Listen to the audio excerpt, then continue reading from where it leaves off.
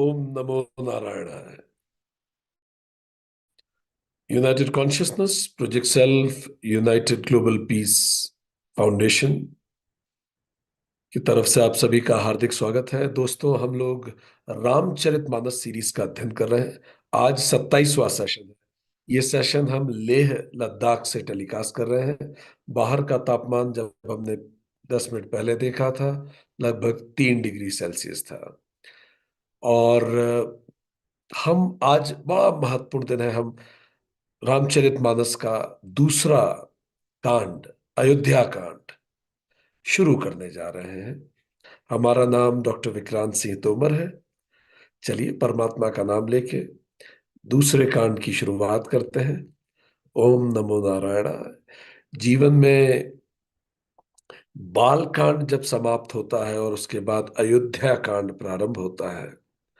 हमने जब रामचरितमानस सीरीज का प्रारंभ किया था, तब भी हमने बात की थी कि किस प्रकार जीवन एक कांड से दूसरे कांड की तरफ शिफ्ट होता है। रामचरितमानस का बाल कांड संतान प्राप्ति से प्रारंभ हुआ। विवाह संपन्न जब श्री राम का हुआ, तब बाल कांड समाप्त हुआ। अयोध्या और मिथिला, इन दोनों नगरों की प्रमुख रूप से, इन दोनों राज्यों की प्रमुख रूप से बात हुई। दशरथ जी, कौशल्या जी, कैकेयी जी, सुमित्रा जी, महर्षि ब्रह्मर्षि वशिष्ठ जी, श्रृंगी ऋषि, राम जी, भरत जी, लक्ष्मण जी, शत्रुघ्न जी, विश्वामित्र जी, मारीच, ताड़का, सुबाहु, अहिल्या, सुनैना जी, राजा जनक, सीता जी, परशुराम जी, मांडवी जी, उर्मिला जी, श्रुतकीर्ति जी, ये सब प्रमुख किरदार रहे इसमें। अयोध्या कांड मूलतः शुरू होता है माता कैकेयी के वचनों से, समाप्त होता है जब भरत जी श्री राम जी की पादुका लेकर अपना शासन आगे बढ़ाते हैं। राम जी के नाम से अयोध्या का शासन संभालते हैं। ये जो कांड है, ये प्रमुख रूप से हमें अयोध्या, श्रृंगेरपुर, प्रयागराज, चित्रकूट, नंदीग्राम, इन सभी दिशाओं में लेके जाएगा। प्रमुख किरदार इस कांड के होंगे मंथरा, कैकेयी जी, निषाद राज, केवल, भरद्वाज मुनि, वाल्मीकि ऋषि और भरत जी। चलिए शुरू करते हैं रामचरितमानस का अयोध्या कांड। जैसे हमने पहले भी बात की थी, ये कांड हमारे जीवन के ही प्रतीक है। बाल आदित्य, आपका माइक ऑन है, कृपया उसे बंद करें। चलिए, बालकांड का प्रतीक है इनोसेंस। पूरा बालकांड इनोसेंस से भरा हुआ है। हम सबके जीवन का भी बालकांड इनोसेंट के साथ होता है। Birth, childhood, playing, being care free, parents, education, assignments, marriage. So Balkand शुरू होता है जन्म से और समाप्त होता है मैरिज से, जहां लॉट्स ऑफ रेस्पॉन्सिबिलिटी हमारे कंधों पर आती है। Lots of responsibility is there on our shoulders. Ayodhya कांड रेस्पॉन्सिबिलिटी का प्रतीक है, चैलेंजेस का प्रतीक है, रिलेशनशिप में डायनामिक्स का प्रतीक है, प्रोफेशनल लर्निंग का प्रतीक है, पॉलिटिक्स का प्रतीक है, इमोशनल इश्यूज का प्रतीक है। हम ये सारे भावों से गुजरेंगे अयोध्या कांड में। जहां बाल कांड में हम रिसीवर एंड पे, हम रिसीव करते हैं, प्रेम रिसीव करते हैं, संसाधन रिसीव करते हैं। हमारे हाथ ऐसे होते हैं, हम बच्चे होते हैं, सब गलतियां माफ होती है। अयोध्या कांड में हम गिवर एंड पे आ जाते हैं। हमसे भी अपेक्षाएं बढ़ने लगती हैं। लोग हमसे अपेक्षा करते हैं, वर्क लाइफ बैलेंसिंग चैलेंजिंग होने लगते हैं। एक तरह से कहें कि ब्रह्मचर्य आश्रम की समाप्ति और गृहस्थ आश्रम का प्रारंभ अयोध्या कांड इसका प्रतीक है। तो बहुत सारे इमोशनल इंटेलिजेंस के पाठ बहुत सारे रिलेशनशिप के पार्ट इस कांड में छुपे हैं। चलिए शुरू करते हैं अयोध्या कांड। और इसी के साथ अपने जीवन के भी उस अयोध्या कांड को याद करते हैं। कैसे हमारा विवाह हुआ था, उसके बाद की जो जिम्मेदारियां हमारे ऊपर आई, हमसे जो नई अपेक्षाएं अचानक हो गई, अचानक ही हम बड़े हो गए, अचानक ही हम मैच्योर हो गए, अचानक ही हम लड़के से आदमी बन गए, लड़की से महिला बन गए। बहुत सारी जिम्मेदारियां, कितनी सारी बच्चियां होती हैं जो घर पे, पहले पिछले घर में बहुत ज्यादा जिम्मेदारी उनके कंधे पे नहीं होती, पर अचानक एक ही दिन में उनसे अपेक्षा की जाती है कि वो बहुत मैच्योर हो जाएंगी। ये सब चीजें अब इस कांड में हमारी आंखों के सामने से गुजरेगी। चलिए देखते हैं। शुरुआत होती है, जो हम आज पढ़ेंगे, दोहा 1 से 10 तक के बीच में, अयोध्या कांड सेशन 27, लेह से। और श्री राम राज्याभिषेक प्रकरण है ये। वाल्मीकि जी और उनसे प्रेरित होकर तुलसीदास जी ने जो रामचरितमानस लिखी है, वो शुरुआत करते हैं तुलसीदास जी अपनी रामचरितमानस के 2 अध्याय में सबसे पहले भगवान शिव को पुनः याद करते हुए। वो कहते हैं, जिनकी गोद में हिमाचल सुता पार्वती जी, मस्तक पर गंगा जी, ललाट पर द्वितीय का चंद्रमा, कंठ में हलाहल विष, और वक्षस्थल पर सर्पराज शेष जी सुशोभित है।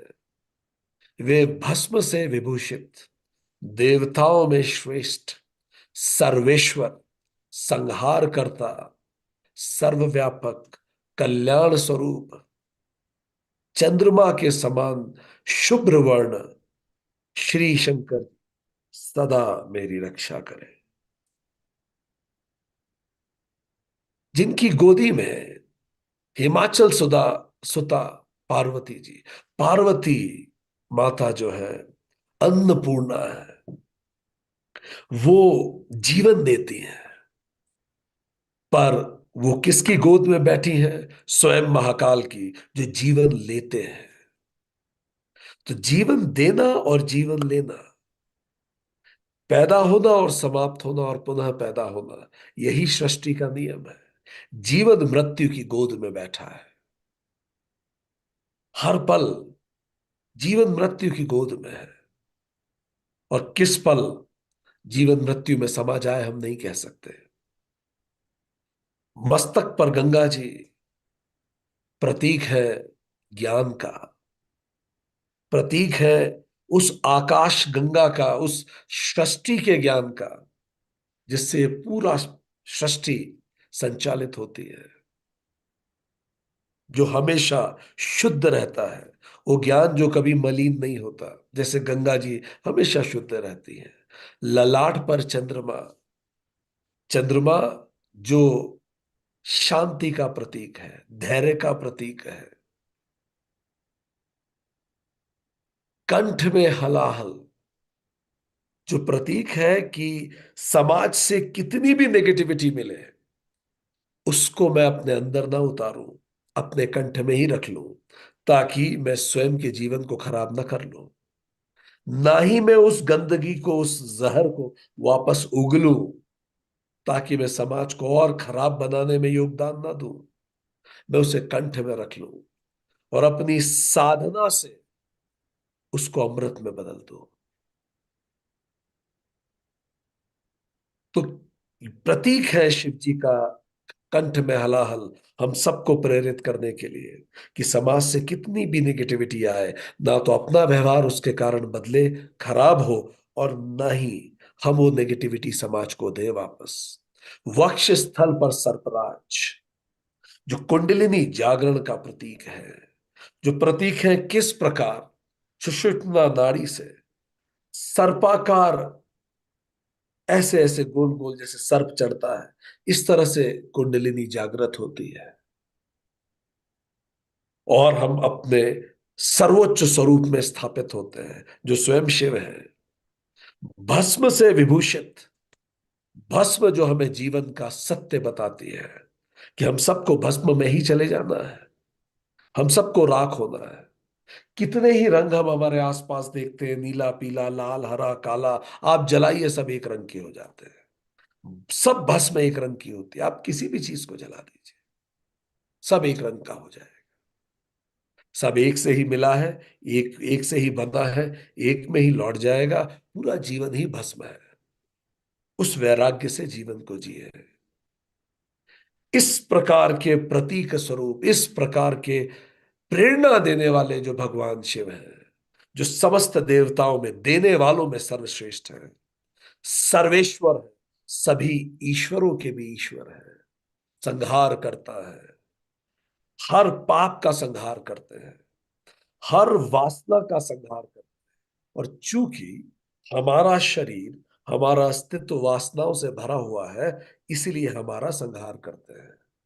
जब हमारे अंदर वासना समाप्त हो जाएगी, कामना समाप्त हो जाएगी, हम जीवन मुक्त हो जाएंगे या हम विदेह मुक्त हो जाएंगे, तब हमारा कोई संहार नहीं होगा। तब हम स्वयं शिव में मिल जाएंगे। हमारा संहार शिव जी तब तक करते रहेंगे जब तक हम में वासना एक क्षण भर भी रहती है। वो सर्वव्यापक है, वो यूनिवर्सल इंटेलिजेंस है, वो कल्याण स्वरूप है। वो संहार तो करते हैं, पर संहार पुनर्जीवन के लिए करते हैं, giving us a new opportunity. Sanatan में मृत्यु अंत नहीं है, केवल एक कौमा है, ताकि हम फिर से खेल को शुरू करें। It's just a restart. कई बार कंप्यूटर हैंग हो जाता है, तो जो आईटी प्रोफेशनल्स होते हैं उनका बेस्ट टूल है रीस्टार्ट कर लीजिए, शायद चीजें अपने आप सेट हो जाए। तो कई बार हमारा जीवन हैंग हो जाता है, ना हम आगे बढ़ पाते ना पीछे बढ़ पाते हैं, ना किसी चीज को छोड़ पाते ना उसे पकड़ ही पाते हैं, ना समझ पाते हैं ना उससे उभर पाते हैं। जब जीवन ऐसा हैंग हो जाए तो भगवान महाकाल रीसेट कर देते हैं। बस इसी को मृत्यु कहते हैं। इट्स जस्ट रीसेट, कल्याण स्वरूप, ताकि हम फिर से आए। ऐसे भगवान शंकर मेरी रक्षा करें। तुलसीदास जी हम सब के लिए प्रेयर कर रहे हैं कि इस प्रकार जो हिमालय पे बैठे हैं, हिमालय ज्ञान का चरमोत्कर्ष है। हिमालय अपने अंदर की उच्चता का प्रतीक है। तो ऐसे शिव जी हमारे अंदर भी अवतरित हो, हम भी अपने ज्ञान के चरम पे पहुंचे, हम भी जीवन और मृत्यु को समदर्शी होके देखें, हम भी गंगा स्वरूप ज्ञान को प्राप्त हो, हम भी चंद्रमा जैसे निर्मल और शांत रहें, हम भी कंठ में हलाहल रखें, ना अपने आप को मलिन होने दें, ना मलिनता समाज में फैलाएं। हम भी हमारी कुंडलिनी की जागरण के लिए प्रयास करें, और हम भी अपने अंतिम सत्य भस्म को याद रखें, मस्तक पे लगाएं, वही विचार रखें, वही हृदय भाव में रखें, और वैसे ही कर्म करें। हम भी उस संहारकर्ता को कल्याण स्वरूप देखें, क्योंकि संहार ही पुनर्निर्माण है। आगे बढ़ते हैं, शुरुआत करते हैं। तुलसीदास जी कहते हैं, प्रसन्नताम या न। यहां गला बहुत जल्दी सूखता है क्योंकि बहुत एल्टीट्यूड है। प्रसन्नताम या न गताभिषेकस्तथा न ममले वन वासदुह खतः मुखाम्बुज श्री रघुनंदस्य में सदास्तु सा मंजुल मंगल प्रदा। रघुकुल को आनंद देने वाले श्री रामचंद्र जी के मुखारविंद जो शोभा राज अभिषेक से ना तो प्रसन्नता को प्राप्त हुई, और ना वनवास के दुख से उसकी शोभा मलिन हुई, वह मुख कमल की छवि मेरे लिए सदा सुंदर मंगल को देने वाली है। तुलसीदास जी अब राम जी का भी ध्यान कर रहे हैं कि ऐसे राम जी जिनके चेहरे का जो खूबसूरती है, जो शोभा है, जब उन्हें वनवास मिला तो ना तो मलिन हुई, जब उन्हें राज्याभिषेक की खबर आई तो ना तो प्रसन्न हुए। ऐसे न्यूट्रल भगवान श्री राम, भगवत गीता में कृष्ण जी कहते हैं, समत्वम योग उच्यते, बीच में आ जाना ही योग है। द्वंद्व के बीच में, अच्छा बुरा के बीच में, पसंद नापसंद के बीच में, चीजों को केवल देखना साक्षी भाव से। चीजें आती हैं और चली जाती हैं, वो है समत्व। भगवान बुद्ध भी कहते हैं, गोल्डन मीन, बीच में आ जाइए। अच्छे बुरे की दोनों की डायरीज भस्म कर दीजिए। लोग जैसे हैं वैसे हैं। सब अपने अपने जीवन की यात्रा में है, किसको अच्छा कह ले किसको बुरा कह ले, सबको संभाव से देखें। कोई गलत करे और आप उस पद पे हैं, आप उस स्थिति में हैं, तो उसे सजा दे, पर सजा सजा सजा भी संभाव से दे। क्यों? अपने जीवन की यात्रा में आगे बढ़ रहा है और ये सजा उसको उस यात्रा में मदद करेगी। कोई न मूलतः बुरा है न मूलतः अच्छा, सब न्यूट्रल है, सब तो ब्रह्म स्वरूप है। समत्वम योग उच्यते। राज्याभिषेक और वनवास में संभाव रखना ही राम तत्व है। और यही संसार क्या होता है? संसार का मतलब जो पल में राज्याभिषेक करे और अगले ही पल में वनवास दे दे। पल में किसी से प्रेम हो और पल में उसी से त्रास मिल जाए। यही तो संसार है। आज राज्याभिषेक हो रहा है, कल वनवास हो जाएगा। आज हम मिल रहे हैं, हमें कुछ मिल रहा है, कल वो छिन जाएगा। जब मिले तो बहुत प्रसन्न ना हो, उसको राज्याभिषेक को ईश कृपा माने। गर्व ना करें कि मैंने कुछ किया इसलिए मिल गया। हमसे बहुत बेहतर कितने ही पड़े हुए हैं पूरी दुनिया में, पर ये हमें मिला, ईश कृपा है ये। हमसे योग्य दुनिया भर में है, पर हमें ये मिला, ये बड़ी ईश कृपा है। सबसे कृपण लोग, कंजूस लोग वो होते हैं जो इस ईश कृपा को देखते नहीं, जो रोज सुबह उठ के याद नहीं करते उन्हें क्या मिला है। वो राज्याभिषेक को भूल जाते हैं, उसे ईश कृपा नहीं, उसको अपना अधिकार मानते हैं, इसीलिए दुखी हो जाते हैं। जो मिला है वो मेरा अधिकार है, बस फिर दुख यहीं से पैदा होता है। जो मिला है वो ईश कृपा है, सुख यहां से पैदा होता है। और वनवास को इच्छा माने, दुख ना करे। कुछ छुपा है इस वनवास में भी, इस वन से भी कुछ सीखना लिखा है मेरे प्रारब्ध में। इस दुख से भी कुछ सीखना लिखा है। ईश्वर प्राणिधान इसी को कहते हैं, ईश कृपा ईश इच्छा। ईश्वर प्राणिधान से ही वेदना वेद बनती है। प्रारब्ध तो अटल है, पर पुरुषार्थ अंतिम है। जो सामने आएगी परिस्थितियां वो तो आएंगी ही। राज्याभिषेक आना होगा वो आएगा, वनवास आना होगा वो आएगा। पर वनवास वरदान है या अभिशाप, ये निर्णय लेगा आपका पुरुषार्थ। अगर हम पुरुषार्थी हैं तो वनवास को वरदान में बदल देंगे, और अगर हम पुरुषार्थी नहीं है तो कोई वरदान भी मिले उसको भी वनवास में बदल देंगे। भगवान इतनी हमें नेमतें देता है, इतनी अच्छी चीजें हमें देता है, पर हम पुरुषार्थी नहीं है। अपने गलत कर्मों से, अपने अहंकार से, अपने अपने अंदर की कमियों से, अपनी लालच ईर्ष्या द्वेष, इस सब से उस वरदान को भी अभिशाप बना देते हैं। रिलेशनशिप इश्यूज यही होते हैं। और कई बार हमें अभिशाप मिलता है, पर अपने पुरुषार्थों से उन अभिशापों में हम सीखते हैं और उसको भी वरदान बना देते हैं। तो प्रारब्ध तो अटल है। राज तिलक कब होगा और वनवास कब होगा ये तो बनी बात है, ये नहीं बदला जा सकता, पर पुरुषार्थ अंतिम है। तो मेरे साथ ऐसा क्यों होता है ये पूछना गलत है। सही प्रश्न क्या है? अब मैं इस स्थिति में क्या कर सकता हूं? मेरे लिए क्या करना श्रेयस्कर है? क्या श्रेय है इसमें और क्या प्रिय है? मैं क्या करूं इसमें, ये सोचना इंपॉर्टेंट है। ये सोचना कि मेरे साथ ही ऐसा क्यों होता है, हमें विक्टिमाइज करता है। यूजलेस थॉट है ये।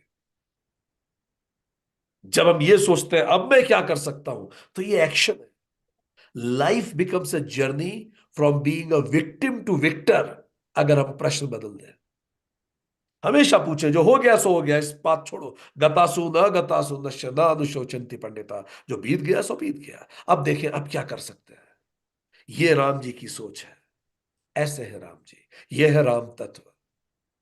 और इसीलिए रमन्ति इति रामा, वही रमा रह सकता है जो समत्व में रहे। जो समत्व में नहीं रहेगा वो तो दुखी रहेगा। आज उसकी प्रशंसा हो रही है, राज्याभिषेक हो रहा है, आज देखिए उसका सीना 56 इंच का है। आप उससे मिलिए, बात कीजिए, इतनी बड़ी बड़ी बातें करेगा, इतना इतना भविष्य की बातें करेगा और आपको बोलेगा कि आत्मविश्वास होना चाहिए, ये होना चाहिए, वो होना चाहिए, वो सब कुछ करेगा। क्योंकि आज तो उसका राज्याभिषेक है, उसका बिजनेस बड़ा अच्छा चल रहा है। अभी अभी तो उसको स्टॉक से काफी पैसा मिला है। अभी अभी उसका सिलेक्शन हुआ है एक बड़ी परीक्षा में। अभी अभी उसका बच्चा आईआईटी में सेलेक्ट हो गया है, तो उसे तो बड़ा गौरव हो रहा है, देखिए मेरे संस्कार, बच्चा आईआईटी में निकल गया। अरे 10 लोग संस्कार दे दे के थक गए, कुछ नहीं होता। वो तो उस बच्चे का प्रारब्ध है, वो पहुंच गया। आप जो कर सकते थे आपने किया, हर माँ बाप करता है जो वो कर सकता है, बट बच्चे का प्रारब्ध भी होता है। तो कई लोग राज्याभिषेक को गौरव से लेते हैं कि ये मेरा कर्म है। फिर वही बच्चा जब सुनना बंद कर देता है तो फिर बड़े दुखी हो जाते हैं। तो इसीलिए बड़ा महत्वपूर्ण है कि जब भी राज्याभिषेक करे जीवन में, अंदर से महसूस करे ईश कृपा है, और उसको याद रखे रोज। और जब जीवन वनवास दे, उसको ईच इच्छा मान के श्री राम जी की तरह जीवन को आगे बढ़ाए, आगे बढ़ते हैं।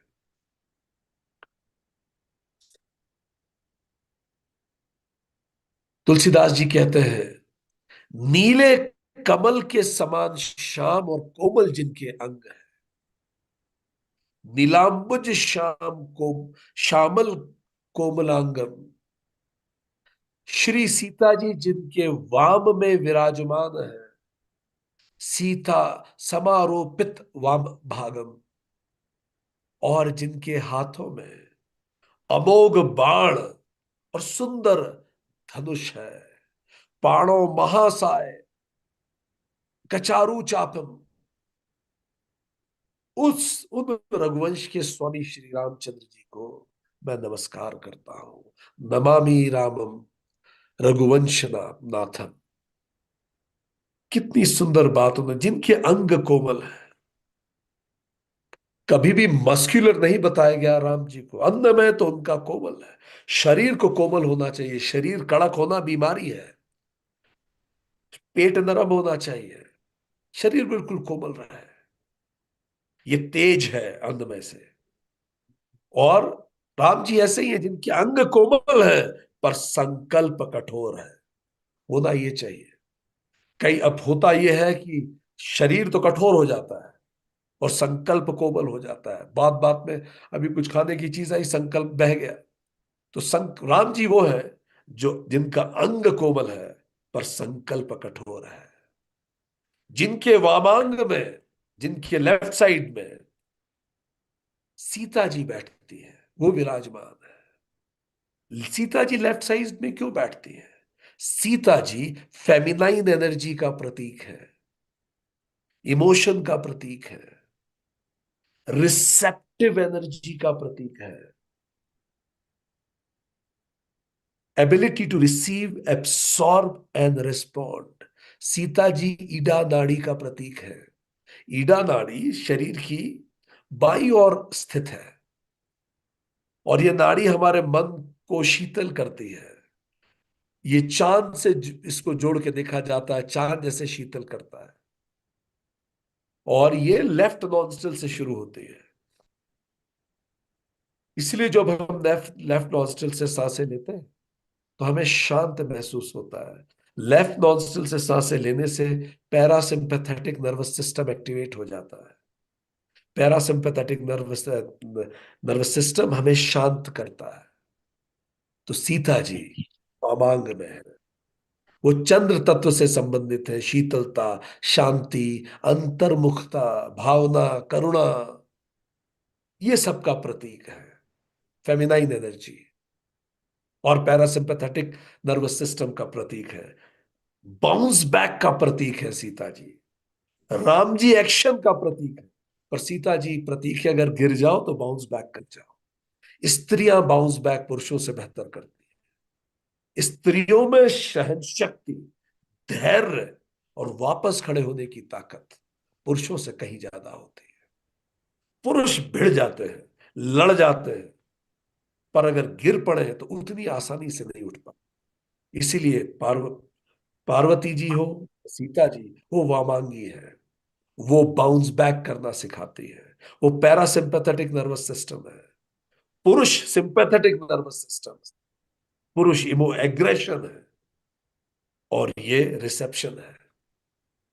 तो पैरासिम्पैथेटिक नर्वस सिस्टम को मॉडर्न साइंस भी कहता है रेस्ट एंड डाइजेस्ट। जैसे माता आपको रेस्ट कराती है, डाइजेस्ट करवाती है। ठीक। इसीलिए महिलाएं डाइजेस्ट इजी कर लेती हैं डिफिकल्ट सिचुएशंस को, पुरुष टूट जाते हैं। पुरुष टूट जाते हैं। हृदयाघात की समस्याएं पुरुषों में इसीलिए भी देखी जाती हैं क्योंकि पुरुष टूट भी जाते हैं। महिलाओं में संघर्ष शक्ति बहुत होती है, तो इसीलिए वो वामांग वामांग में है। अच्छा, राम जी कोमल तो है, पर अमोघ बाण है उनके हाथ में। उनकी कोमलता उनकी कमजोरी नहीं है।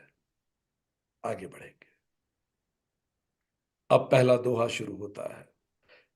ये दोहा हनुमान जी को याद करके सब लोग चलिए मिलके पढ़ते हैं। श्री गुरु चरण सरोज रज, निज मद मुकुर सुधारी, हाँ जी। बरनउँ रघुवर विमल जसु, जो दायकी फलचारी।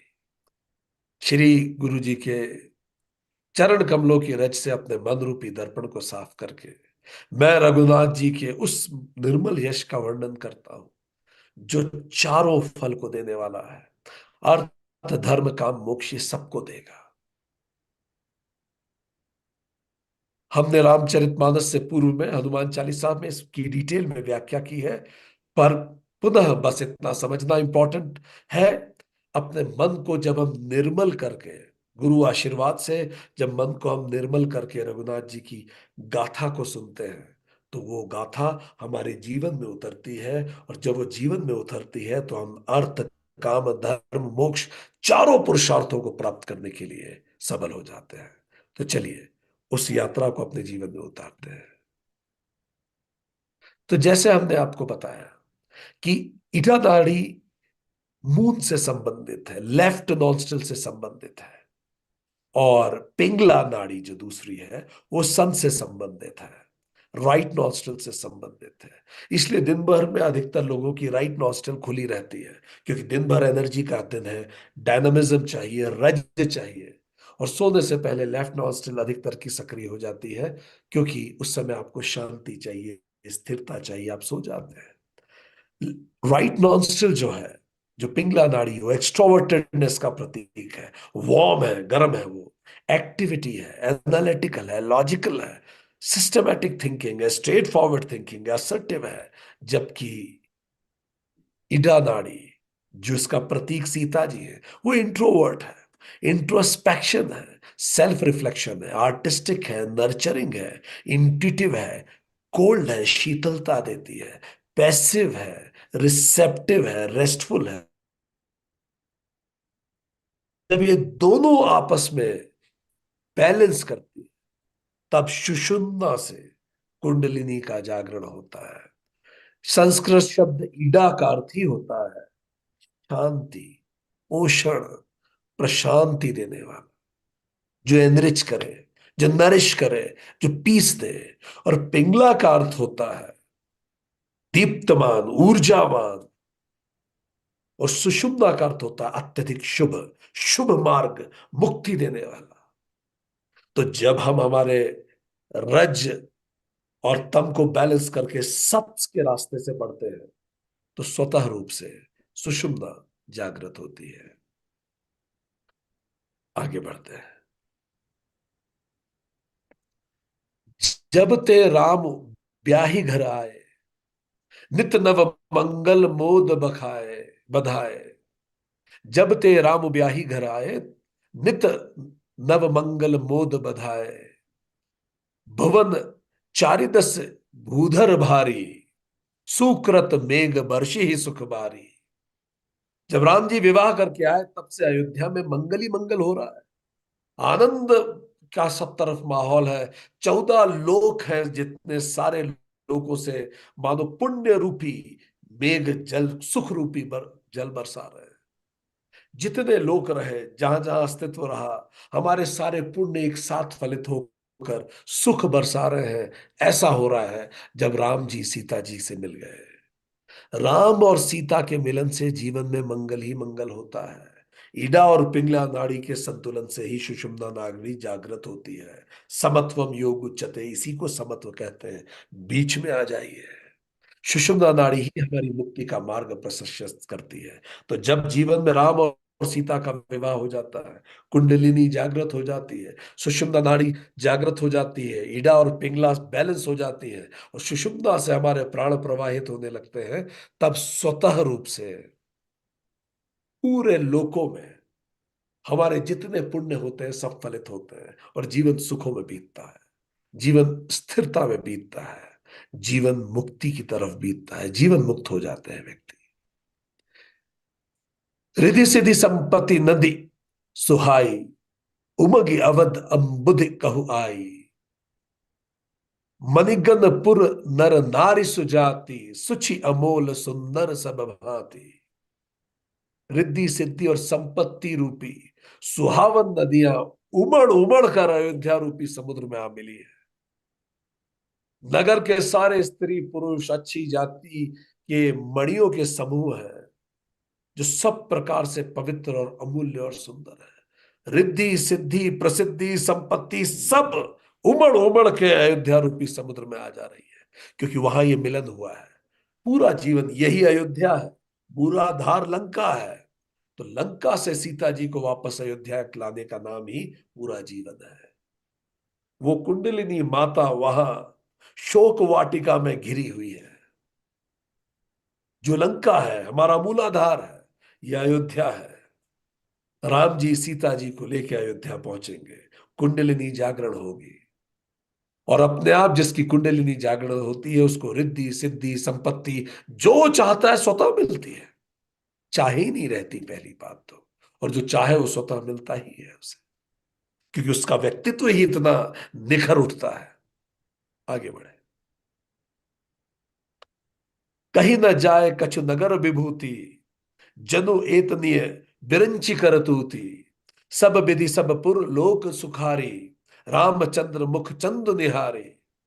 नगर का ऐश्वर्य तो कहा ही नहीं जा सकता। ऐसा जान पड़ता है मानो ब्रह्मा जी की कारीगरी बस इतनी ही है। सब नगर निवासी रामचंद्र जी के मुख चंद्र को देख के सब खुश है। पूरा जीवन प्रसन्नता से भर जाता है, मानो ब्रह्मा ने इसीलिए तो हमें बनाया था कि हम अपनी मुक्ति को पा सके। और ऐसे व्यक्ति का ऐश्वर्य आप नहीं कह सकते। उस व्यक्ति का शरीर ही नगर है। उस व्यक्ति का जो शरीर रूपी नगर है वो इतना सुख से भर, जिसका कुंडलिनी जागरण हो जाता है जब राम सीता जी का मिलन हो जाता है। आगे बढ़ेंगे।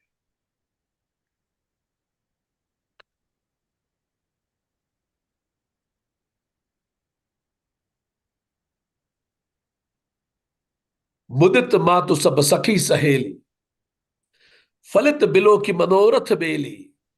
राम रूप गुण सील सुभाव, प्रमुदित देह होई देखि सुनिराओ। राव। राम रूप गुण सील सुभाव, प्रमुदित होई देखि सुनिराओ। सभी माताएं सखियां सहेलियां मनोरथ रूपी बेल को फली हुई देखकर आनंदित है। बेल फल गई है मनोरथ की। रामचंद्र जी के रूप गुण शील और स्वभाव को देखकर सुनकर राजा दशरथ तो बड़े आनंदित है, बड़े बड़े बहुत ज्यादा प्रसन्न है। सबके उर अभिलाषु अस कहीं मनाई महेश। आप अछत जुब राजपद राम ही देव नरेशु। अब सबके हृदय में बस एक ही अभिलाषा है, और सब भगवान महादेव से कह रहे हैं कि राजा अपने जीते जी रामचंद्र जी को युवराज पद दे दे। लोगों की इच्छाएं हैं कि खत्म ही नहीं होती। अब इच्छा यह है सबकी। पहले इच्छा थी राम जी की शादी, पहली इच्छा थी कि एक कुल दीपक या कुल को आगे बढ़ाने वाला कोई मिल जाए। फिर ये इच्छा थी कि राम जी की शादी हो जाए। अब ये इच्छा है कि राम जी को युवराज पद मिल जाए। कहीं ऐसा नहीं लग रहा भारत में जैसे और दुनिया भर में जैसे गृहस्थ लोग होते हैं, बिल्कुल वैसे ही अयोध्या के निवासी भी हैं। हम सब भी तो यही सोचते हैं बस ये हो जाए, फिर बस वो हो जाए। अब सबके मन में ये है, अब युवराज पद मिल जाए राम जी को, कहानी आगे बढ़े। वैसे कुछ रूप में ये सही भी है। अगली पीढ़ी जब ब्रह्मचर्य से गृहस्थ आश्रम में प्रवेश करे, तब पिछली पीढ़ी को गृहस्थ आश्रम से गृहस्थ में प्रवेश कर लेना चाहिए। जैसे अगली पीढ़ी ब्रह्मचर्य से गृहस्थ में आए, पिछली पीढ़ी गृहस्थ से वानप्रस्थ में चला जाए। इससे जनरेशन गैप हो ही नहीं सकता, कोई कॉन्फ्लिक्ट नहीं होगा। भारतीय मनीषी इस बात को अच्छे से जानते थे, इसलिए उन्होंने स्पेसिफिक बता दिया था, ये पीढ़ी आए, अगली पीढ़ी आगे बढ़े, कोई गतिरोध नहीं, कोई कॉन्फ्लिक्ट नहीं। और जिस आश्रम में आप जाएं उस आश्रम के धर्मों का पालन करें। जब गृहस्थ आश्रम में ये पीढ़ी आए तो गृहस्थ आश्रम का पालन करें, वो पीढ़ी जब वानप्रस्थ में जाए तो वहां का पालन करें। इस समय क्या होगा, इससे समाज का दोहन कम होगा, क्योंकि वानप्रस्थी और सन्यासी लोग समाज का दोहन नहीं करते। ब्रह्मचर्य वाले भी समाज का दोहन नहीं करते, समाज का दोहन गृहस्थ करते हैं। तो ऐसी तरह से एक चौथाई दुनिया ही समाज का दोहन करेगी। 8 अरब जनसंख्या में से मात्र 2 अरब जनसंख्या संसाधनों का प्रयोग करेंगे, उनका दोहन करेंगे। एक चौथाई लोड कम हो जाएगा नेचुरल रिसोर्सेस पे। अगर हम इस तरह से जीवन का सोचे तो, मिनिमलिज्म का सोचे, यूनाइटेड नेशंस को हम अपील करेंगे भारतीय मॉडल अपनाने पे विचार करें सस्टेनेबिलिटी के लिए। अगर ऐसा हो जाए, अपने आप देखेंगे कि दुनिया पे इन प्रेशर बहुत कम हो जाएगा रिसोर्सेस का। जिस आश्रम में उसके धर्मों का पालन करें। क्या आश्रम है, ब्रह्मचर्य के धर्म क्या है, तप करें। जो जो बच्चे हैं जो सुन रहे हैं, उनका काम क्या है, तप करें भाई। अनुशासन सीखे कि जो अनुशासन क्या होता है, ये टाइम टेबल है, उसको जीना, यही अनुशासन। Plan your work and work your plan means, खत्म, यही अनुशासन। ठीक। एकाग्रता सीखे, कोई चीज में कितने लंबे समय तक आप फोकस कर सकते हैं, ये सीखने का समय है ब्रह्मचर्य। प्रेरित रहे, प्रेरणा, जीवन के बड़े उद्देश्यों को फाइनल करना, किस लिए पैदा हुए भाई, इन सब प्रश्नों का उत्तर ब्रह्मचर्य, पर्पस ऑफ लाइफ। इंटीग्रिटी सीखें, जो काम कर रहे हैं उसके प्रति निष्ठावान रहे। निष्ठावान नहीं रह सकते, हट जाए वहां से। चरित्र सीखें, वक्त की पाबंदी, चरित्र की उच्चता, विनम्र व्यवहार, ये सब सीखने का काम। ब्रह्मचर्य में जो है उनको ये करना है 7 का। पर जो गृहस्थ में, उनका काम है सेवा करें। ब्रह्मचर्य का काम नहीं है सेवा करना, वो कमा ही नहीं रहे, वो क्यों सेवा करेंगे भाई। गृहस्थ कमा रहा है, डॉलर्स में उसकी सैलरी है, रुपयों में सैलरी है, बड़ा उसका बिजनेस चल रहा है, पॉन्ड्स में सैलरी है, उसको सेवा करना चाहिए समाज की। उसकी ड्यूटी है समाज में स्थायित्व आए, समाज उठे, हमारा आदर्श की स्थापना करे, ऐसे जिए कि समाज उसको देख के जीना चाहे, यज्ञ करे, समाज हित की भी सोचे। तितिक्षा, संयम रखे। बच्चे 2 ही अच्छे, संयम, हर प्रकार का संयम रखे जीवन में। संतानोत्पत्ति करे, अगली जनरेशन को आगे लेके आए। समर्पण करे, एक दूसरे के लिए समर्पण नहीं करेंगे तो गृहस्थ आश्रम चल सकता है। हु विल सेक्रीफाइस, जब ये प्रश्न बड़ा हो जाए रिश्ते से, तो रिश्ता टूटने वाला है। जब I am committed to sacrifice for you, you are committed to sacrifice for me, this is what is Ramayana. I expect you to sacrifice and he expects me to sacrifice, यही तो महाभारत है। ये चीजें सीखना गृहस्थ आश्रम में। आज आप दुनिया भर में देखिए, गृहस्थ आश्रम में तनाव क्यों है, ये सब चीजें है ही नहीं। गृहस्थ आश्रम केवल मेरे से भरा हुआ है, सेवा की तो बात ही नहीं। तितिक्षा, संयम है नहीं किसी भी चीज का, जो मुंह में आए बोल दीजिए। क्रोध आया तो बोल डालिए, गुस्सा आया तो बोल दीजिए। संयम ही नहीं है व्यवहार का, समर्पण नहीं है। इस कारण आप देख रहे हैं गृहस्थ आश्रम टूट रहे हैं, निष्ठा नहीं है। इन सब चीजों को आपको देखना। अब आइए वानप्रस्थ, जब अगली पीढ़ी वानप्रस्थ में शिफ्ट हो जाए, तो वानप्रस्थ मतलब घर की ओर पीट करके अब बैठ जाए, घर में रहे पर घर में ना रहे, कम खाएं, कम बोले, क्षमा करें, दखल ना दें। जितना बोलते हैं उससे आधा कर दीजिए बोले, जैसे वानप्रस्थ में आए। फालतू की बात है, इतने साल बोल के क्या कर लिया यार, ये बात समझ में आ जाए। कम खाएं, कम बोलें, क्षमा करें, दखल ना दें, संसार प्रपंच से दूरी। और ड्राइंग रूम ठीक नहीं है, मेहमान आ रहे हैं, अरे अब आपको क्या लेना देना, मेहमान आ रहे हैं, ड्राइंग रूम ठीक नहीं है तो। अब वो जो नई पीढ़ी है, वो मेहमान भी जानेंगे नई पीढ़ी किसी काम की नहीं है। तो अच्छी बात है, उनकी उनकी शक्ल देखने दो मेहमानों को, आप क्यों परेशान हो रहे हो? जब आप थे आप अच्छा रखते थे, अब क्यों दुखी होना? चिंत निश्चित होके जाइए। नाम भी रखेंगे मेहमान तो नई पीढ़ी पे रखेंगे, आपके दायित्व समाप्त। कोच बने, खिलाड़ी नहीं। अब हम खिलाड़ी नहीं, हम कोच। सिखा दिया, पढ़ा दिया, वो बल्लेबाज जाके गड़बड़ कर रहा है तो अब कर ही क्या सकते हैं, हम तो पवेलियन में बैठे हैं। आसक्ति से दूर, नॉन इंटेलिजेंस, हर तरह का नॉन इंटेलिजेंस।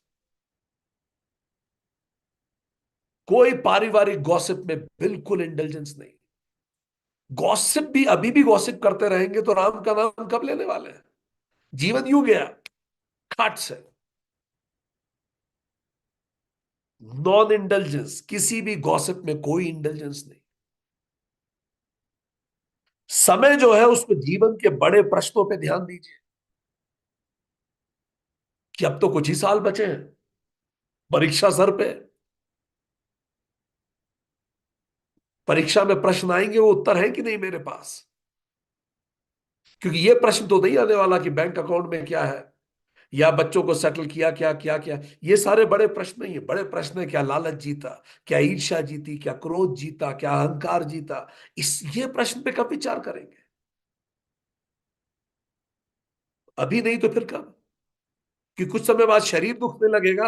अब जब शरीर किसी का दुख रहा, हम कह रहे हैं जरा सोचो अहंकार है कि नहीं तुम में, तो कहेगा भाई साहब मेरा पेट दुख रहा है, आप कह रहे हैं अहंकार है कि नहीं। ठीक। अब कुछ समय में बीमारियां अगर आ गई, तो कब सोचेंगे इन प्रश्नों पे? तुरंत आत्ममुखी हो जाइए। पूछे तो राय दीजिए, नहीं पूछे तो जयराम जी की।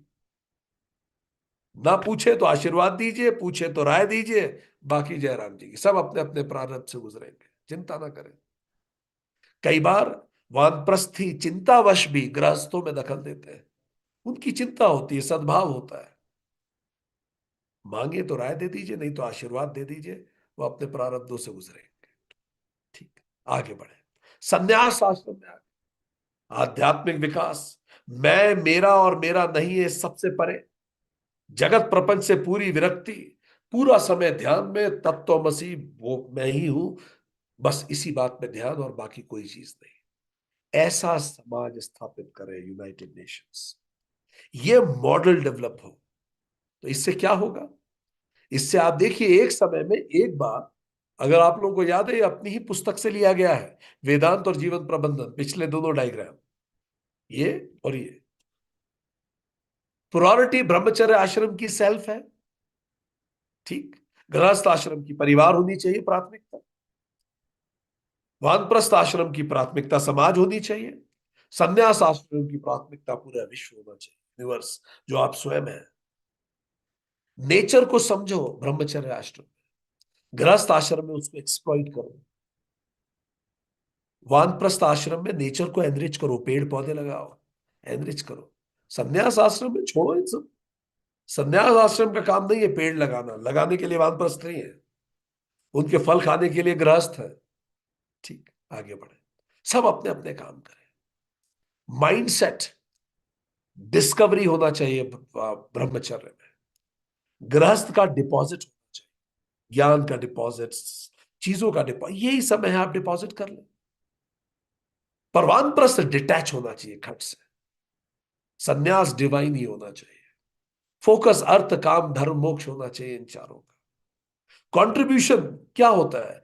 वानप्रस्थ लेना, वो लेता है वानप्रस्थ, गृहस्थ देता है, वानप्रस्थी संतुलन रखता है। सन्यासी ना लेता है ना देता है, जयराम जी की ना मैं आपसे मतलब, ना कुछ लेना ना देना। Question, what did I learn today, ये ब्रह्मचारी को रोज पूछना चाहिए। What did I earn today, ये गृहस्थ को पूछना चाहिए। How much I serve today, ये वानप्रस्थी को पूछना चाहिए। तितिक्षा स्थापित करनी चाहिए सन्यासी को। तो learn earn churn and burn, ये लाइफ की फिलॉसफी वेदांत ने दी। तो इसी फिलॉसफी पे चलते हुए दशरथ अब सोच रहे हैं, शादी हो गई, दशरथ नहीं, अभी तो बाकी अयोध्या वासी सोच रहे हैं शादी तो हो गई, नई पीढ़ी आ गई, दशरथ वानप्रस्थ कब जाएंगे। उस समाज में इतनी जागरूकता थी। ठीक। अच्छा, अभी समाज कितना बदल गया नई पीढ़ी आने के बाद। बाकी लोग सोचते हैं कि अब नई पीढ़ी में और कितना इन्वॉल्व हो। पहले क्या सोचते थे, नई पीढ़ी आ गई अब कितना डिस इन्वॉल्व हो। पर अभी नई पीढ़ी से इन्वॉल्वमेंट और बढ़ता है। उस जमाने में बिल्कुल उल्टा था, आगे बढ़े। एक समय सब सहित समाजा राज्यसभा रघुराज बिराजा, सकल सुकृत मूर्ति नर नाहु राम सुजसु सुनि अति ही उछाऊ। एक समय रघुकुल के राजा दशरथ जी और सारे समाज सहित राजसभा में सब लोग विराजमान थे। महाराज तो समस्त पुण्यों की मूर्ति है, जिनको ऐसे पुत्र और पुत्र वधुएं मिली, उनके पुण्य का तो क्या ही कहा जा सकता है, ये तो अपन समझते ही हैं। उन्हें रामचंद्र जी का सुंदर यश सुन के अत्यधिक आनंद आ रहा है, बहुत आनंद आ रहा है। ठीक। तो जीवन तो उनका आनंद में है, राम दशरथ जी का। नृप सब रही कृपा अभिलाषे, लोकप करही प्रति रुख राखे, प्रीति रुख राखे। नृप सब रही कृपा अभिलाषे, लोकप करही प्रीति रुख राखे। त्रिभुवन तीन काल जग माही, भूरि भाग दशरथ समनाही। सब राजा उनकी कृपा चाहते हैं और लोकपालगण उनके रुख को देखते हुए प्रीति करते हैं। सारी दिशाएं उनके अनुरूप चलती हैं राजा दशरथ के। तीनों भुवन धरती आकाश पाताल में और भूत भविष्य और वर्तमान, उनके जैसा बड़भागी कौन हो सकता है। राम जी उनकी संतान हुई, सीता जी उनकी वधु हुई, पुत्र वधु हुई, कितनी बड़ी बात है। उनसे बेहतर कोई नहीं, ऐसी बातें हैं, सब लोग कह रहे हैं इस बारे में। सब कुछ परफेक्ट चल रहा है उनके जीवन में, कितना जबरदस्त चल रहा है सब कुछ। मंगल मूल राम सुत जासु, जो कहू कही थोर सुबुदासु। राय सुभाय मुकुर कर लीन्हा, बदनु बिलो की मुकुट समदीन्हा। मंगलों के मूल रामचंद्र जी जिनके पुत्र हैं, उनके लिए तो जितना कहा जाए थोड़ा है। राजा ने स्वाभाविक ही हाथ में दर्पण लिया और अपने मुख को देखकर मुकुट को थोड़ा सीधा किया। जब राजा ने अपने रूप को देखा, अपने मुकुट को सीधा कर रहे थे दर्पण को लेकर। ध्यान दीजिए, सब कुछ अत्यधिक आनंद में हो, फिर भी अगले आश्रम में प्रवेश करना इंपॉर्टेंट है। कई लोग संन्यास की तरफ जाते हैं क्योंकि उनका मन खिन्न हो गया संसार से। राजा दशरथ का मन खिन्न नहीं है संसार से, पर फिर भी वर्णाश्रम ये कहता है कि अब अगले आश्रम में शिफ्ट हो जाइए। पर राजा दशरथ अभी भी सोच नहीं पाए थे शायद। वो जब सोच नहीं पाए, वो कांच को देख के अपना मुकुट ठीक कर रहे थे, तो फिर क्या हुआ, आगे देखें। श्रवण समीप भय सित केसा, मनहु जरठ पनु अस उपदेसा। नृप जुब राजु राम कहु देहु, जीवन जन्म लाहु किन लेहु। तो उन्होंने देखा कि कान के पास के बाल सफेद हो गए। मानो बुढ़ापा ऐसा उपदेश दे रहा है कि हे राजन, अब कर लिया सब कुछ, साम्राज्य बना लिया, बिजनेस फैला लिया, करोड़ों कमा लिए, फार्म हाउसेस बना लिए, कारें खड़ी कर ली, बैंक बैलेंस हो गया। हे राजन, अब कर लिया सब कुछ। अब युवराज पद पुत्र को देकर जीवन और जन्म का लाभ क्यों नहीं लेते। जन्म का लाभ लेने का मतलब आप कुछ बेहतर सोचे। जीवन हमें कई प्रतीक दिखाता है, जैसे बाल सफेद होना एक प्रतीक है, जो हमें याद दिलाता है कि अब अगले आश्रम में चलने का समय हो गया। आंखें कमजोर होना दूसरा प्रतीक है।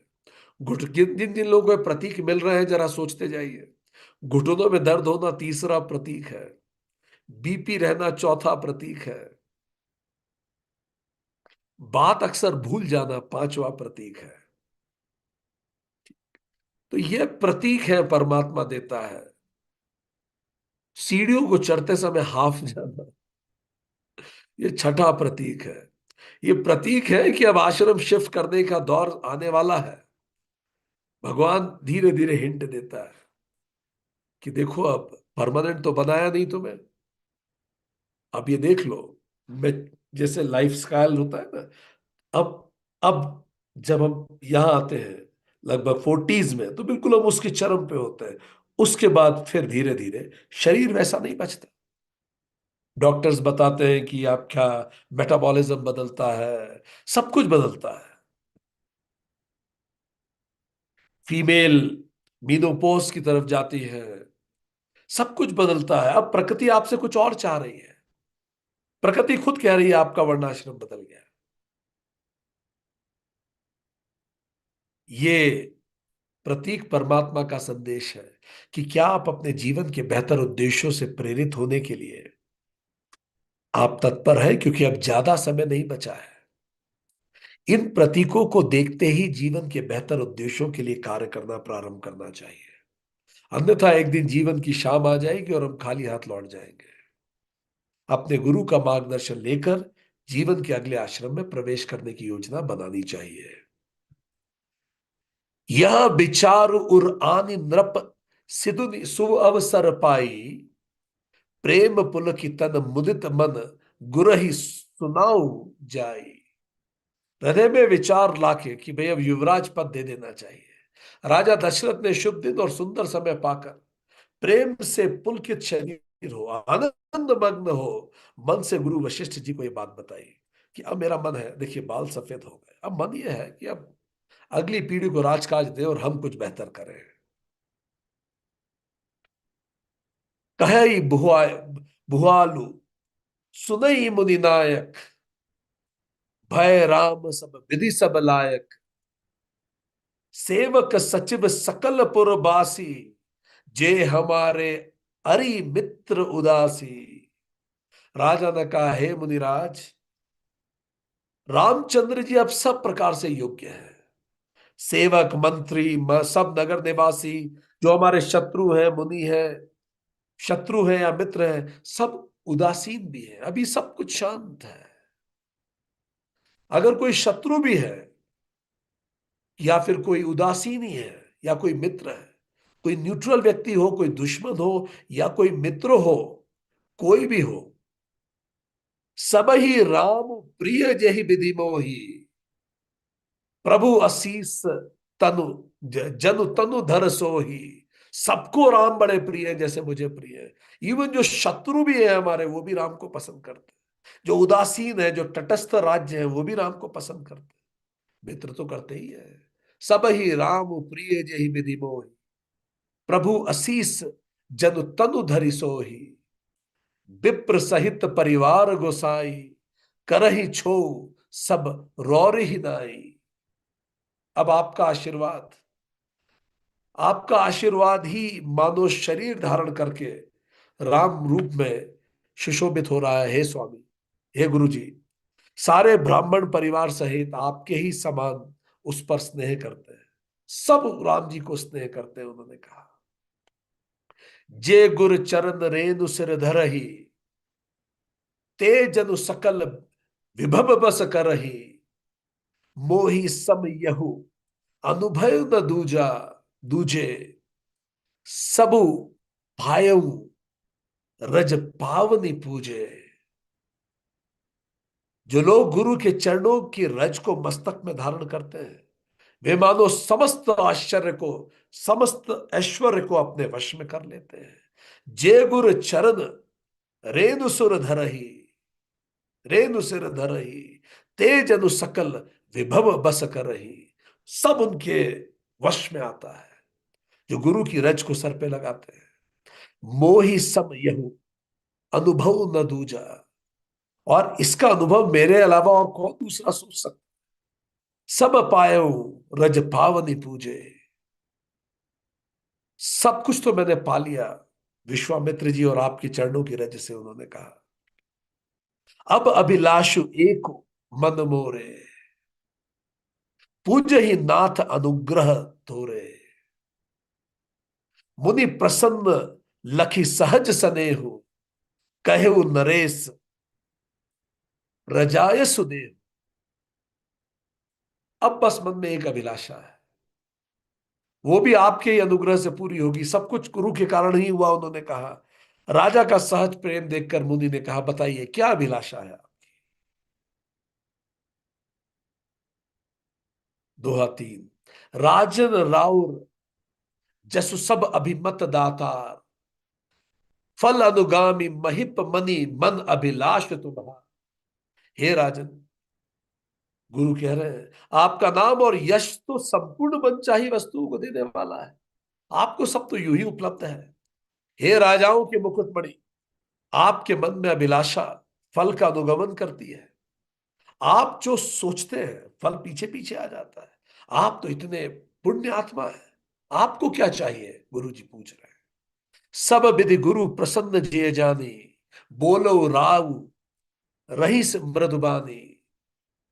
नाथ राम करही जुबराजू, कहीं कृपा करी करे ये समाजू। अपने जी में जानकर कि गुरु जी तो बड़े प्रसन्न है मुझसे, हर्षित होकर कोमल वाणी से बड़ी विनम्रता से उन्होंने कहा, हे नाथ, रामचंद्र जी को युवराज कीजिए। अब उन्हें युवराज बनाइए, कृपा करके कहिए, आप आज्ञा दे तो तैयारी की जाए। ध्यान दीजिए, राजा गुरु से कह रहे हैं कि आप आज्ञा दें कि उन्हें युवराज बना दें। यह भारत की परंपरा थी। राजतंत्र भारत में तानाशाही कभी नहीं रहा। राजा तक गुरु आज्ञा से कार्य करता था। राजा ये नहीं कह रहे हैं कि मैं युवराज बनाने का मैंने निर्णय लिया है। वो कह रहे हैं कि आप रामचंद्र जी को युवराज कर दीजिए, ये मेरे मन की बात है। मोहि अछत यहु हो उछाहु, लहि लोग सब लोचन लाहु। प्रभु प्रसाद सब सब ही निबाही, यह लालसा एक मन माही। मेरे जीते जी आनंद उत्सव हो जाए, जिससे सब लोग अपने नेत्रों का लाभ प्राप्त करें। हे प्रभु, आपके प्रसाद से शिव जी ने तो सब कुछ दे दिया मुझे, केवल बस एक यही लालसा रहे। ध्यान दीजिए, कह रहे हैं शिव जी ने सब कुछ दे दिया मुझे, बस यही एक अंतिम लालसा रहे। कह रहे हैं अपनी आंखों के सामने बस ये देख लूं कि राम का राज्याभिषेक हो जाए। क्या उन्हें मालूम था कि विधाता ने ये दृश्य उनके जीवन और उनकी किस्मत में लिखा ही नहीं है। अजीब बात यह है, जब मनु और शत्रुपा जी, मनु महाराज और शत्रुपा जी तप कर रहे थे नारायण का, तब उन्होंने कहा था बस इसके अलावा कुछ नहीं चाहिए, कि नारायण हमारे घर पुत्र रूप में आ जाए, और कुछ नहीं चाहिए। पर देखिए ना, यहां तक ही चाहिए ऐसा नहीं, जो कभी खत्म ना हो उसी को लालसा कहते हैं। जो लील जाए वही लीला है। हमारी लालसा की लिस्ट कभी खत्म नहीं होती, और सांसों की लिस्ट खत्म हो जाती है। यही जीवन है, यही बंधन है। याद कीजिए, हम भी खुद को कई बार सोचते हैं, पलट के देखिए, हम सोचते थे बस इतना सा हो जाए तो सफिशिएंट है। आज सब कुछ हो चुका जो सोचा था 20 साल पहले, पर फिर भी लालसाएं खत्म होती है क्या, बताइए। अपनी विश लिस्ट निकालिए 20 साल पहले, उसमें से 90% खत्म हो चुकी होगी, आप में से कई होगी। फिर बड़ी सी विश लिस्ट तैयार है। ये विश लिस्ट खत्म होने का नाम ही नहीं। नारायण ने स्वयं दर्शन दिए श्री मनु जी को और मनु शत्रुपा जी को, फिर भी उनकी अभिलाषा समाप्त नहीं हुई। इसीलिए अब क्या करें फिर ऐसे लोगों का, जिनकी अभिलाषा कभी समाप्त नहीं होती, तो क्या करना पड़ेगा। उनके उत्थान के लिए फिर विधि एक कठोर योजना बनाती है। ये जितने लोग हैं धरती पे जिनकी लालसाएं समाप्त नहीं, अभी ये मिला अब ये भी मिल जाए, अब वो मिला वो भी हो जाए, तो उनके लिए विधि एक बड़ी कठोर लिस्ट बनाती है, एक कठोर योजना बनाती है। ठीक। अभी अब हम सब अपनी अपनी वासना की लिस्ट पे विचार करें। ये जो लालसा की लिस्ट है, यही तो वासना है। जैसे हम कहते भी, जॉर्ज बेर्नार्ड शॉ हमेशा कहते थे,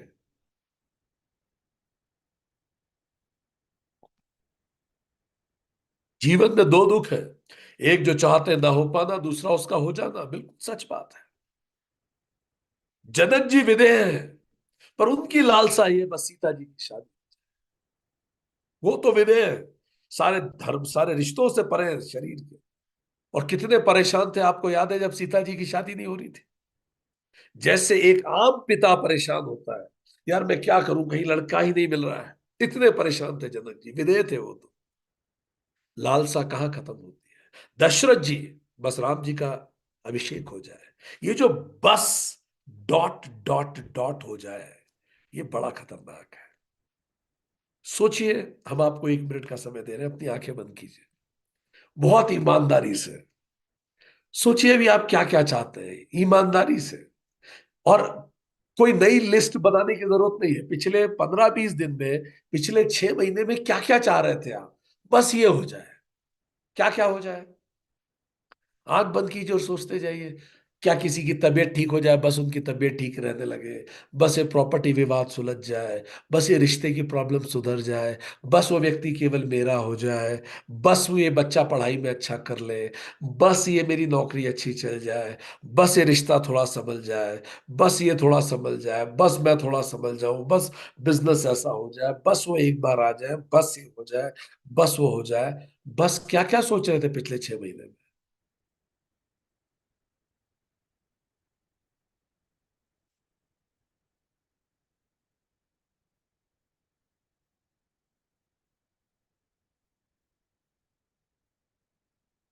बस क्या क्या हो जाए। बस ये बच्चा 12th के बाद एक अच्छा लाइन पकड़ ले। बस ये बच्चे ने अभी पढ़ाई तो कर ली, पर एक अच्छी नौकरी मिल जाए इसकी। बस इसकी शादी हो जाए।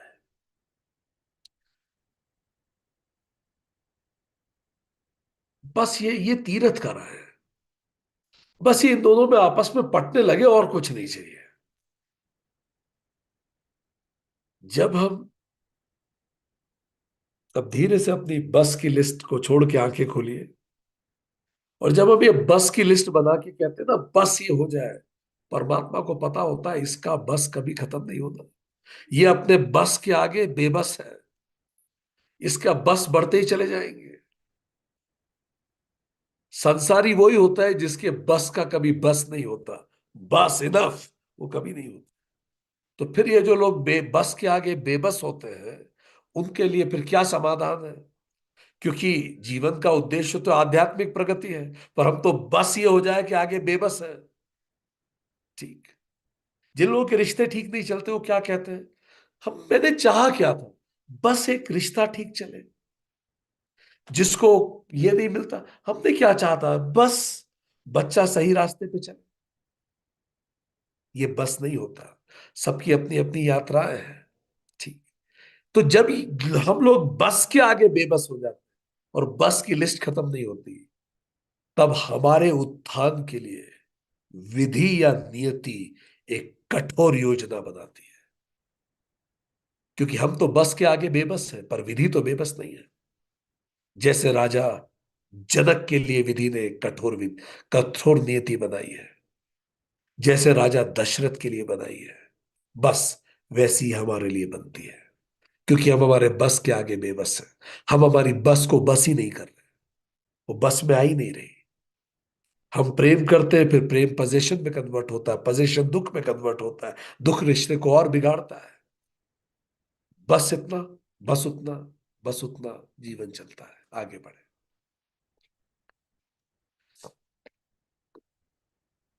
दोहा जाता है, बेग बिलंब न करई नृप, साजी सबू समाज, सुदिन सुमंगल तबहि जब राम होई जुबराज। हे राजन, अब देर ना कीजिए, शीघ्र सभी सामान सजाइए, गुरु ने कहा। और शुभ दिन और सुंदर मंगल तभी है, सब कुछ अच्छा तब है जब राम जी युवराज हो जाए। अच्छा सोच है, अच्छा विचार है। गुरु ने कहा, बहुत अच्छा विचार है, ऐसा करना चाहिए। गुरु ने भी अपनी राय दी, देर नहीं करनी चाहिए इसमें। मुदित महीपति मंदिर आए, सेवक सचिव सुमंत्र बोलाए, कही जय जीव शीस तिन्ह नाए, भूप सुमंगल वचन सुनाए। फिर राजा वहां से गुरु से मिलके बड़े खुश होके आए कि हाँ, गुरु ने अनुमति दे दी है। फिर उन्होंने सेवकों और मंत्रियों और सुमंत्रों को बुलाया, जो अच्छी राय देते हैं, जो मंत्री हैं, सेवक हैं, उनको ये बात बताई। उन्होंने भी जय जीव कह के उन्होंने कहा बहुत अच्छा विचार है। उन्होंने उन सब का, तब राजा ने सुंगल सुंदर मंगलदायक वचन उन्हें सुनाए। ये प्रस्ताव उन्होंने रखा कि ऐसा विचार कि क्या राम जी को राजा बनाया जाना चाहिए। जो पांचही मत लागे नीका, करहु हरीश ही राम ही टीका। राजा ने कहा अगर आप सब लोगों को ठीक लगती है बात, मंत्री सेवक सुमंत्र जनता, सबसे बात की, आप पांचों को, गुरु, जनता, मंत्री, सेवक, सुमंत्र, सभी, आप पांचों को ये अच्छा लगता है, आपको ठीक लगता है, तो फिर हृदय में हर्षित होकर आप लोग रामचंद्र जी का राज तिलक कीजिए। ध्यान दीजिए, राजा नहीं कह रहे मैं करूंगा, वो कह रहे हैं अगर आप सबको ठीक लग रहा है, पांचों को, गुरु को ठीक लग रहा है, जनता को ठीक लग रहा है, मंत्रियों को ठीक लग रहा है, सेवकों को ठीक लग रहा है, सभी लोगों को ठीक लग रहा है, तो फिर आप लोग राज्याभिषेक कीजिए। ध्यान दीजिए, राजतंत्र में भी लोकतंत्र होना भारत की विशेषता रही है। इसीलिए भारत मदर ऑफ डेमोक्रेसी कहलाता है। किस जमाने की हम बात कर रहे हैं? राजा ये नहीं कह रहा मेरे बेटे को मैं राजा बनाऊंगा। राजा गुरु से पूछ रहा है, राजा मंत्रियों से पूछ रहा है, राजा जनता से पूछ रहा है, राजा सेवकों से पूछ रहा है, राजा सुमंत्रों से पूछ रहा है, जो जनता के रिप्रेजेंटेटिव सही राय दे रहे हैं, सबसे पूछ रहा है। गुरु और सबकी अनुमति से राय ले रहा है। राजा निरंकुश नहीं है भारत में। राजा दशरथ के जमाने से परंपरा चली आई। फिर द्वापर युग में राजा भरत, राजा भरत इतने पुण्य प्रतापी राजा भरत, शकुंतला और शांतनु के पुत्र राजा भरत। तो राजा भरत जो थे, दुष्यंत, सॉरी, शकुंतला और दुष्यंत के पुत्र राजा भरत। तो राजा भरत जो थे, जब वो अपना उत्तराधिकारी बनाने का उन्होंने निर्णय लिया, तब क्या हुआ? उनके 9 पुत्र थे, पर उन्होंने 9 में से किसी भी पुत्र को नहीं चुना। क्यों? क्योंकि उनको उनमें से कोई योग्य नहीं लगा। उन्होंने भारद्वाज भूमन्यु को अपना उत्तराधिकारी बनाया। जिनके नाम पे पूरा हिंदुस्तान है, जिनके नाम पे हमारे देश को भारत कहा जाता है, भारत जिसके नाम पे है, उस राजा ने जन्म के आधार पे नहीं, कर्म के आधार पर अपना राजवंश चलाया था। 9 बेटों में से किसी को राजा घोषित न करते हुए जनता में से एक भारद्वाज भूमन्यु नाम के व्यक्ति को उन्होंने राजा बनाया। बोला जनता मेरा ही तो पुत्र है, मेरे ही तो पुत्र पुत्री जनता है, तो जनता से मैंने मेरा पुत्र चुन लिया। जब जब कर्म जन्म से बड़ा होगा, तब धर्म की स्थापना होगी। कर्म इंपॉर्टेंट है, जन्म क्या फर्क पड़ता है, कहीं भी हम पैदा हो। और जब जब जन्म कर्म से बड़ा हो जाएगा, तब तब अधर्म की स्थापना होगी। इसी को कास्टिज्म कहते हैं, इसी से देश टूटता है। राजा भरत ने स्थापना की। राजा भरत ने ऐसे राज्य की स्थापना की जहां कर्म महत्वपूर्ण होगा। कर्म प्रधान है ये जगत, जन्म प्रधान नहीं। राजा भरत की माता जी अपसेट थी, शकुंतला जी। उन्होंने बोला ये आपने ऐसा क्यों किया, आपके पुत्रों का आपने अधिकार छीना। तो उन्होंने कहा कि नहीं माता, एक है पितृधर्म, पर पितृधर्म से बड़ा है राजधर्म। मैं राजा हूं, मुझे वो निर्णय लेना है जो सारी जगत के हित में हो, ना केवल केवल मेरे पुत्र के हित में हो। हाँ, मेरे पुत्र के हित में है कि वो राजा बने, पर पूरी जनता के हित में है कि भूमन्यु राजा बने। और इस प्रकार चंद्रवंश पुत्र के नहीं, अब की कर्तव्य से बंध गया। जब जब कर्तव्य स्वार्थ से बड़ा होगा, धर्म की स्थापना होगी। वंश वृक्ष से कुछ नहीं चलता कि चूंकि केवल आप राजा के बेटे हो तो आप राजा होगे। ऐसा भारत में कभी नहीं हुआ। यही बात कौटिल्य ने चंद्रगुप्त को समझाई थी। योग्यता इंपॉर्टेंट है चंद्रगुप्त। यही बात नानक जी ने की थी। नानक जी ने अपने पुत्र को गुरु नहीं बनाया क्योंकि वो योग्य नहीं थे। महाराणा प्रताप को राजा थोड़ी बनाया था राजा उदय सिंह जी ने। राजा उदय सिंह जी ने महाराणा प्रताप के भाई जयमाल को राजा बनाया था।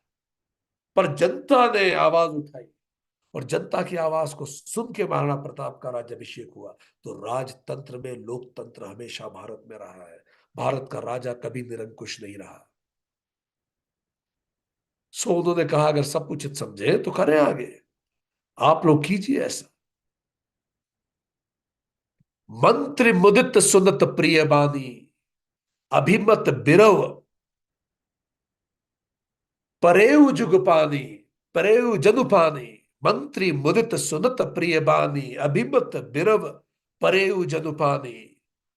बिनती सचिव करही कर जोरी जियऊ जगतपति बरस बरस करोरी। इस प्रिय वाणी को सुनते ही मंत्री ऐसे आनंदित हुए मानो मनोरथ रूपी पौधे पर पानी पड़ गया हो। वो चाहते ही थे सभी। मंत्री हाथ जोड़कर कहते हैं हे जगतपति आप करोड़ों वर्ष जिए। आपने कितनी सुंदर बात कही है, बहुत सुंदर। जग मंगल भल काज बिचारा बेगई नाथ न लाई बारा। नृपहि मोद सुन सचिव सुभाषा बढ़त बौड़ जनु लही सुसाखा। आपने जगत भर के मंगल करने वाले का कार्य सोचा, इससे बेहतर कुछ नहीं हो सकता। हे नाथ अब शीघ्रता करिए, देर मत कीजिए। मंत्रियों की सुंदर वाणी को सुनकर राजा को आनंद हुआ। ऐसा लगा जैसे बेल सुंदर डाली का सहारा पा गई हो। राजा को क्या पता था ये बेल कहीं नहीं पहुंचने वाली। ये बेल भस्म हो जाएगी। इच्छाओं की बेल भस्म हो जाती है। Man possesses man proposes material desires, God disposes it। क्योंकि वो उसके उन्नति के लिए ठीक नहीं होती। कहे वो भूप मुनि राज कर जोई जोई आयसु होई। राम राज अभिषेक हित बेगी करहु सोई सोई। राजा ने कहा रामचंद्र के राज्य अभिषेक के लिए मुनिराज वशिष्ठ जी की जो जो आज्ञा हो उस अनुरूप आप लोग तुरंत कार्य शुरू कर दें। ध्वज पताक तोरण कलश सजहु तुरग रथ नाग। सिर धरी मुनिबर बचन सबु निज निज काज ही लाग।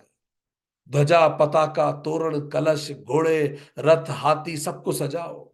अब तैयारियां फिर से शुरू। मुनिश्रेष्ठ वशिष्ठ जी के वचनों को शिरोधार्य करके सब लोग अपने अपने कार्य में लग गए। सबने अपने अपने तैयारियां शुरू की। एक तरफ मनुष्य अपनी वासना अनुरूप तैयारी शुरू करता है और दूसरी तरफ विधि उसके विकास अनुरूप तैयारियां शुरू कर देती है। तो उधर विधि ने भी तैयारियां शुरू कर दी थी, नियति ने। इधर दशरथ जी ने अपनी तैयारियां शुरू की। और जब नियति दशरथ जी के सामने आके खड़ी होगी तब देखेंगे क्या होगा। आगे देखें। जो मुनीस जेहि आयुष दीन्हा सो तेहि काजु प्रथम जन कीन्हा। विप्र साधु सुर पूजत राजा करत राम हित संग मंगल काजा।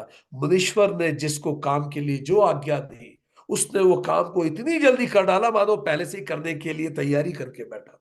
इतना लोग इंटरेस्टेड थे होने में। राजा ब्राह्मण साधु देवताओं को पूज रहे हैं और रामचंद्र जी के लिए सब मंगल कार्य कर रहे हैं। हर व्यक्ति बड़ा प्रसन्न है। Everybody is very happy about it. आज इस समय भगवान राम जी के मन में क्या चल रहा है जरा देखें। सुनत राम अभिषेक सुहावा बाज गहा गह अवध बधावा। राम सिय तन तन सगुन जनाए फरक ही मंगल अंग सुहाए। रामचंद्र जी के राज्याभिषेक की सुहावनी खबर सुन के पूरे अवध भर में धूम मचने लगी है। गाने बजने लगे हैं। रामचंद्र जी और सीता जी के शरीर में भी शुभ शगुन हो रहे हैं। सब सुंदर और मंगल अंग उनके फड़क रहे हैं। पुलक सब प्रेम परस्पर कर कहही, भरत आगमन सूचक अहि। भय बहुत दिन अति अवसेरी, सगुन प्रतीत भेंट प्रिय केरी।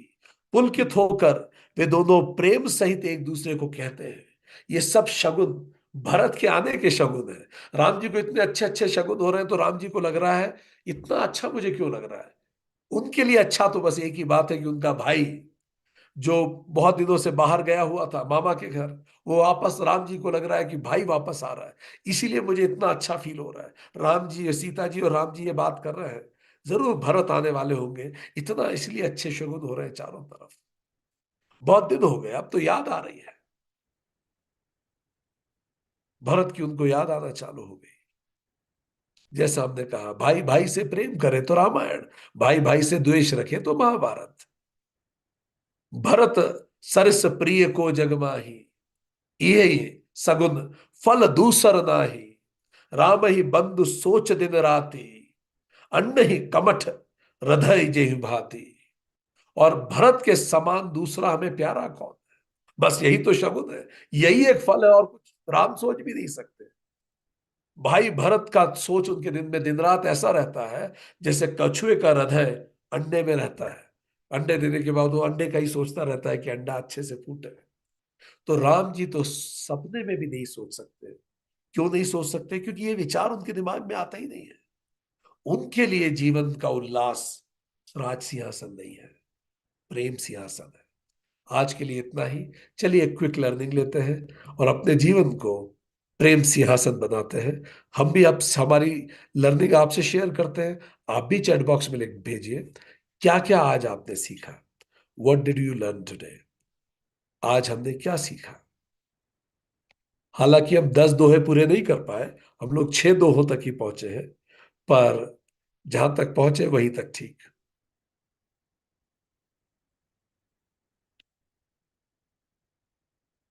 क्या सीखा? लिखते जाइए, लिखते जाइए।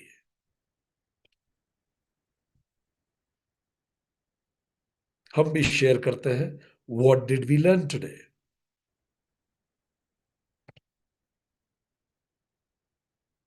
एक्सीलेंट, एक्सीलेंट, लिखते जाइए, लिखते जाइए चैट बॉक्स में। सो एक क्विक रिकैप लेते हैं, आज हमने क्या सीखा। आज हमने क्या सीखा? समत्वम योग उच्चते। राज्यभिषेक और वनवास दोनों में संभाव रहना ही राम तत्व है। जो पल में राज्यभिषेक करता है और अगले ही पल वनवास देता है, इसी को संसार कहते हैं। राज्यभिषेक को ईश्वर कृपा माने और गर्व न करे, वनवास को ईश इच्छा माने और बाद में दुख न करे। ईश्वर प्राधिधान से वेदना वेद बन जाती है, प्रारब्ध अटल है पर पुरुषार्थ अंतिम है। ऐसा मेरे साथ क्यों होता है? इसकी बजाय पूछिए, अब मैं क्या कर सकता हूं। Life is a journey from being victim to a victor. अंधमय तेज है, राम जी का शरीर कोमल है पर संकल्प कठोर है। वामंगी मतलब left side of the body, feminine energy, lunar energy, emotion, receptive ability to receive, absorb and respond. ईड़ा नारी को चंद्रमा से संबंधित माना गया है। शीतलता, शांति, अंतर्मुखता, भावना, करुणा, मानसिक स्थिरता का प्रतीक है ये पैरासिम्पैथेटिक नर्वस सिस्टम से संबंधित है। ये पुनर्निर्माण और शरीर को और मन को वास फिर से शांत करने की प्रतीक है ईड़ा नारी। ईड़ा का अर्थ होता है आराम, शांति या पोषण। पिंगला का अर्थ होता है ऊर्जावान होना। सुषुम्ना का अर्थ होता है शुभ मार्ग या मुख्य धारा। राम और सीता का मिलन से ही जीवन में मंगल ही मंगल होता है। ईड़ा और पिंगला के संतुलन से ही सुषुम्ना नाड़ी जागृत होती है। इसी को समत्व कहते हैं कि उसमें कुंडलिनी जागृत होती है। सुषुम्ना नाड़ी ही हमारी मुक्ति का मार्ग प्रशस्त करती है। जब अगली पीढ़ी ब्रह्मचर्य से गृहस्थ आश्रम में प्रवेश करे, तब पिछली पीढ़ी गृहस्थ आश्रम से वानप्रस्थ में प्रवेश करे। जब हम जिस आश्रम में हो तब उस आश्रम के धर्मों का पूर्णतः पालन करें। इस तरह समाज में एक समय केवल एक ही पीढ़ी पृथ्वी के संसाधनों का दोहन करेगी। सब कुछ अत्यधिक आनंद में हो, किंतु फिर भी तत्काल अगले आश्रम में प्रवेश करना ही अनुकूल है। जीवन हमें कई प्रतीक दिखाता है जो हमें याद दिलाते हैं कि अब अगले आश्रम में चलने का समय हो गया। यह प्रतीक परमात्मा का संदेश है कि अब जीवन में बेहतर उद्देश्य प्रेरित होने का समय आ गया है, क्योंकि अब ज्यादा समय जीवन में बचा नहीं। इन प्रतीकों को देखते हुए ही जीवन को बेहतर उद्देश्यों के लिए प्रारंभ कर देना चाहिए, अन्यथा जीवन की शाम आ जाएगी और हम खाली हाथ लौट जाएंगे। अपने गुरु से मार्गदर्शन लेके अगले आश्रम में प्रवेश करें। जो खत्म ना हो वही तो लालसा है, जो लील जाए वही लीला है। हमारी लालसा की लिस्ट खत्म नहीं होती और सांसें खत्म हो जाती, यही संसार है, बंधन है। नारायण श्री नारायण ने श्री मनु मधु और शत्रुपा को वरदान दिया, पर फिर भी उनकी अभिलाषा समाप्त नहीं हुई, इसलिए उनके उत्थान के लिए विधि ने कठोर योजना बनाई। अभी अपनी लालसा की एक लिस्ट बनाए और उसे देखें। यही तो वासना है। Two sorrows in life, not getting it, and second is getting it। जनक की मन में कामना केवल ये थी, बस सीता जी की शादी हो जाए। दशरथ सोचते थे बस राम जी का अभिषेक हो जाए। पर कामनाएं तो थी, हम भी सोचते हैं बस ये हो जाए, बस वो हो जाए। संसारी के लिए बस कभी बस होता नहीं। इसलिए हमारे उत्थान के लिए विधि को कठोर योजना बनानी पड़ती है। Man proposes material desires, God disposes it. राजतंत्र में भी लोकतंत्र भारत की विशेषता है, इसलिए भारत को मदर ऑफ डेमोक्रेसी कहते हैं। गुरु और पांचों की अनुमति से राजा निर्णय लेगा। राजा निरंकुश नहीं है। जैसे राजा दशरथ, राजा भरत, राज चाणक्य, नानक, महाराणा प्रताप, ऐसे हर जगह लोकतंत्र का महत्व भारत ने देखा है। जब कर्म जन्म से बड़ा होगा तो धर्म की स्थापना होगी। जब जन्म कर्म से बड़ा हो जाएगा तो अधर्म की स्थापना होगी। हमने इन सब चीजों को आज सीखा। आप भी अपने चैट बॉक्स में लिखिए, इसके अतिरिक्त आपने और क्या क्या सीखा, क्योंकि अगले सेशन में हम देखेंगे कि कैसे नियति ने कैकेयी की मति पलट दी, और कैसे अब पूरी रामायण एक अलग दिशा में, ये जो आनंद का पड़ाव था रामायण में, ये समाप्त होता दिखेगा हमें। जब जब राजधर्म पितृधर्म से बड़ा होगा, धर्म की स्थापना होगी। जब जब कर्तव्य स्वार्थ से बड़ा होगा, धर्म की स्थापना होगी। एक तरफ मनुष्य वासना अनुरूप तैयारी करता है, दूसरी ओर विधि विकास अनुरूप तैयारी करती है। भाई भाई से प्रेम करे तो जीवन रामायण, द्वेष रखे तो महाभारत। आज के लिए इतना ही।